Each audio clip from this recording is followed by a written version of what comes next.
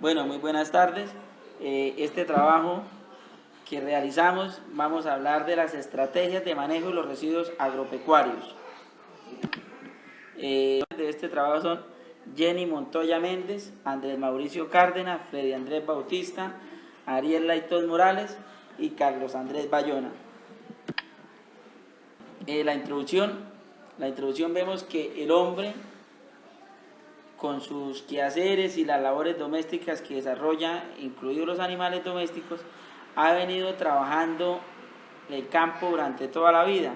Y en estos trabajos que realiza en el campo ha venido dañando la naturaleza, ha venido cambiando los hábitos normales de los bosques, ha llevado a cabo deforestaciones para hacer potreros para la alimentación de los animales, y esto ha conllevado a que el planeta hoy en día se esté calentando. Ya hablamos del calentamiento global.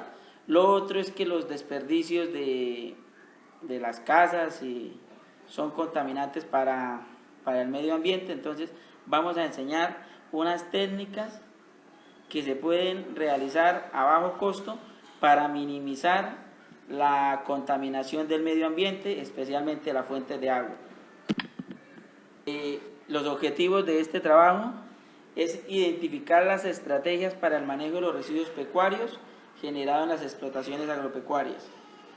En los objetivos específicos tenemos que registrar la información bibliográfica de los diferentes manejos responsables y amigables con el medio ambiente de los residuos pecuarios, explicar propuestas de manejo adecuado de residuos pecuarios e identificar los residuos pecuarios que causan mayor contaminación al medio ambiente.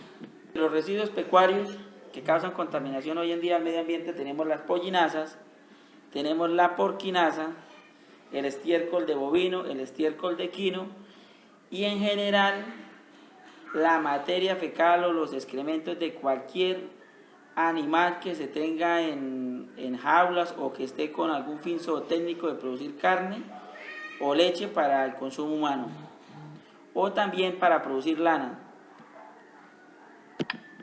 Residuos pecuarios, bueno, de entre los residuos pecuarios, como ya habíamos hablado anteriormente, que son las pollinazas, las porquinazas, tradicionalmente la gente hace un mal manejo de esto. Entonces lo que hacen es el lavado de los corrales, el lavado de las porquerizas, y ese lavado es arrojado a alguna quebrada, algún caño, contaminando la fuente de agua y acabando con los peces que viven en ella, porque cuando el agua se carga de materia orgánica disminuye el oxígeno disponible para los peces.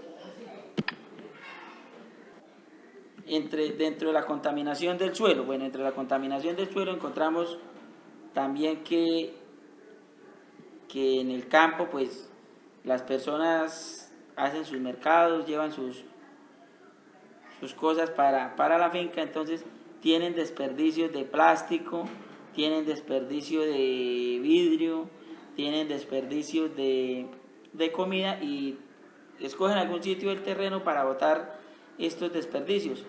Lo normal es que se haga una selección del material en la fuente, en donde se pueda seleccionar lo que es plástico, vidrio, bolsas, cartón, para hacer un reciclaje.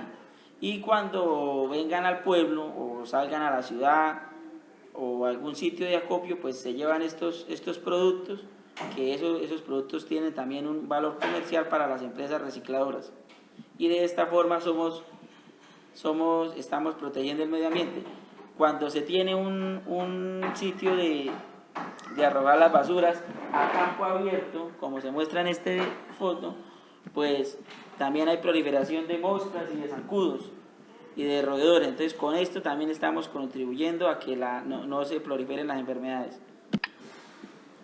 La contaminación atmosférica. La contaminación atmosférica, como todos lo saben, los bovinos producen gas metano, que eso es un gas de efecto invernadero, ¿no? Entonces hoy se quiere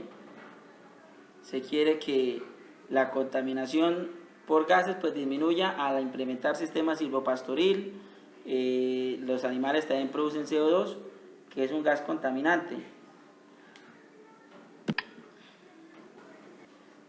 Bueno, las explotaciones pecuarias, las materias orgánicas pueden hacer con ella dos cosas. Uno es almacenarla en una fosa y posteriormente es, por medio de una electrobomba, una motobomba, puede ser esparcida en un prado, en un potrero, en algún cultivo para favorecer el crecimiento de las plantas, pero lo más recomendable es compostarla para que sea más, el terreno la absorba con más facilidad.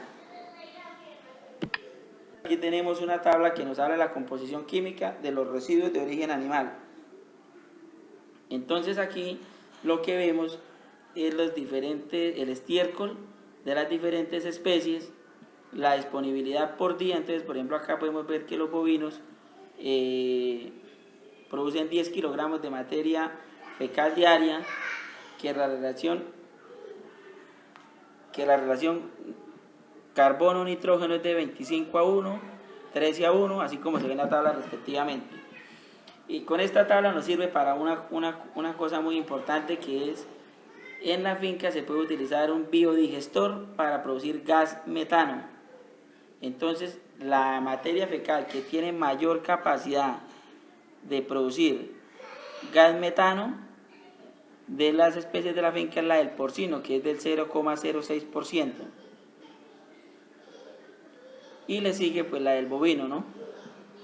La de las aves, para trabajarlas en un biodigestor.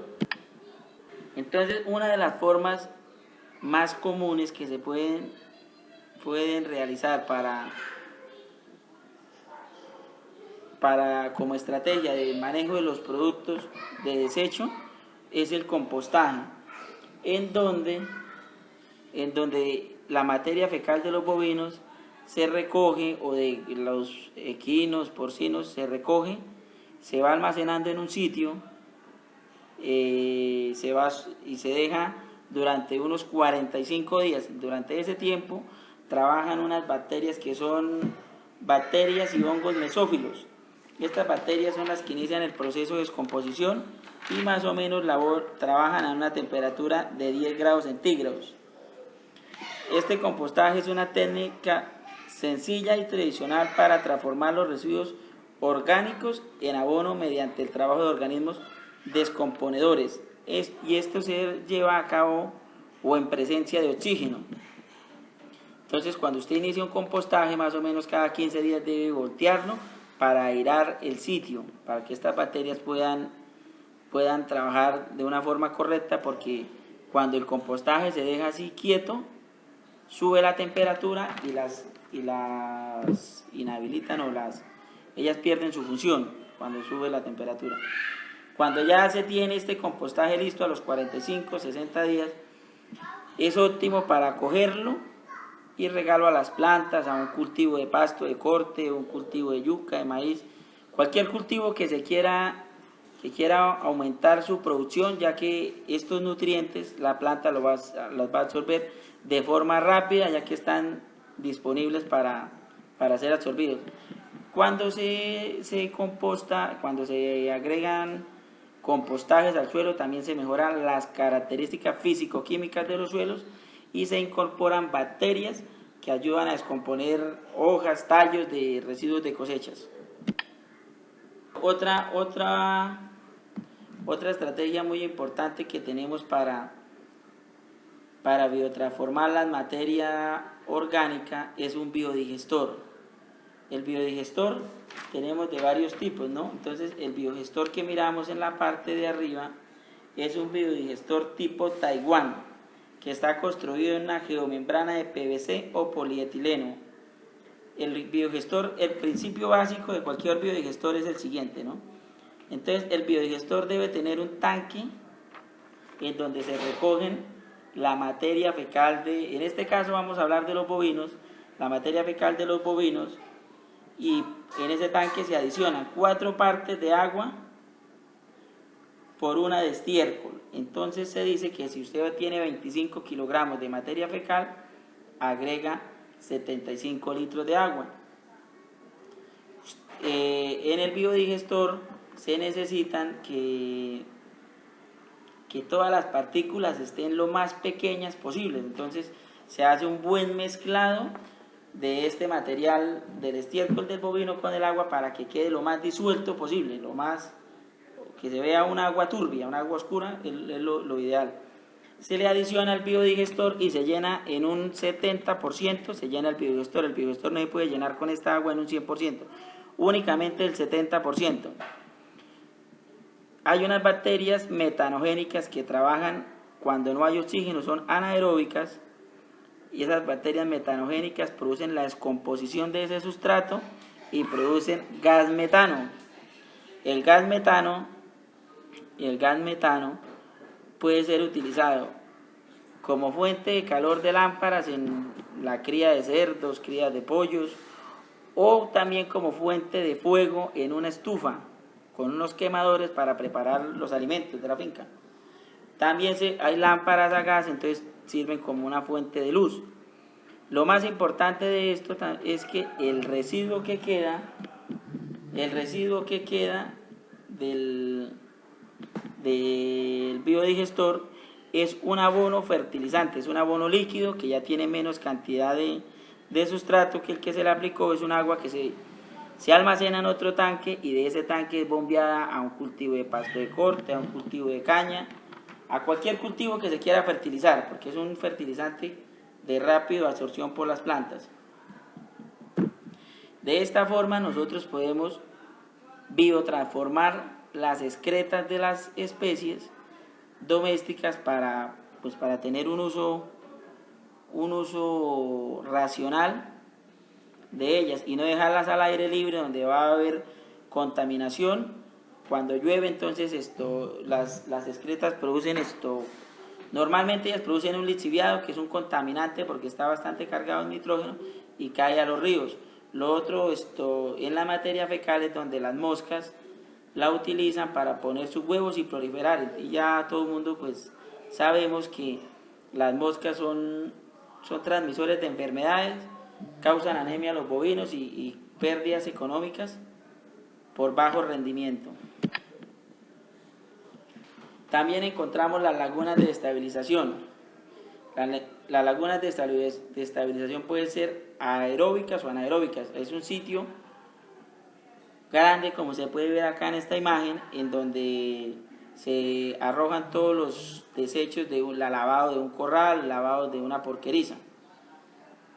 Y allí se dejan durante un tiempo para que se sedimenten, lo más pesado se va al fondo y el agua clarita sale a la parte de arriba y puede ser utilizada esta agua en el riego de los pastos. Lo importante es no dejar estos residuos sueltos al aire libre y que vayan a caer a una quebrada porque contaminan las fuentes hídricas. Hay unos biofiltros. Bueno, los biofiltros es otra estrategia para reciclar estos residuos. Es una alternativa para el tratamiento de aguas residuales, tanto aguas grises como agua de cocina, lavaderos y duchas. Se usan plantas de pantano, sus raíces acumulan las bacterias y estas bacterias degradan el material orgánico y a su vez las plantas se eliminan de los nutrientes que obtienen el material orgánico como fósforo y nitrógeno. Entonces, bueno, acá como se logra ver en la fotografía, estos biofiltros se utilizan para los residuos de cocina. Usted puede sacarle la grasa de estas aguas y volverlas a incorporar a un cultivo. Lo ideal es incorporar esa agua a un cultivo, no arrojarla directamente sobre un arroyo. Los humedales artificiales son sistemas acuáticos para remover la mayor parte de los patógenos y nutrientes contenidos en aguas residuales. Comúnmente es un lecho que en el fondo tiene grava y arena, en donde el agua se va a ir filtrando y los productos, los sólidos se van quedando en la superficie. Cuando ya el estanque se llena, pues hay que retirar ese material y se utiliza como abono para algún cultivo, o se puede también almacenar y venderlo. En el sector agropecuario también se generan otra clase de residuos que son cuando uno compra un herbicida, cuando usted compra productos para como las sales, todos esos empaques que sobran, pues van a ser un contaminante si usted va y los quema. Entonces lo ideal es que cuando usted compre un herbicida, compre purgas, vitaminas para los animales, los frascos que queden los almacene, los lleve a la veterinaria, y hay una organización que se llama Campo Limpio, que es la encargada de recoger todos estos envases, les hace un debido proceso y son reciclados para volver a empacar productos ahí en ellos. Bueno, otra estrategia que tenemos para la biotransformación de la materia orgánica es el lombricompost. El lombricompost es una técnica muy eficiente que se puede hacer en un área de 1 metro de ancho por 10 metros de largo y 1 metro de alto. Acá a la lombriz inicialmente se debe recoger el estiércol y dejarlo 45 o 60 días antes de incorporar las lombrices, porque si no las lombrices no se van a reproducir. Después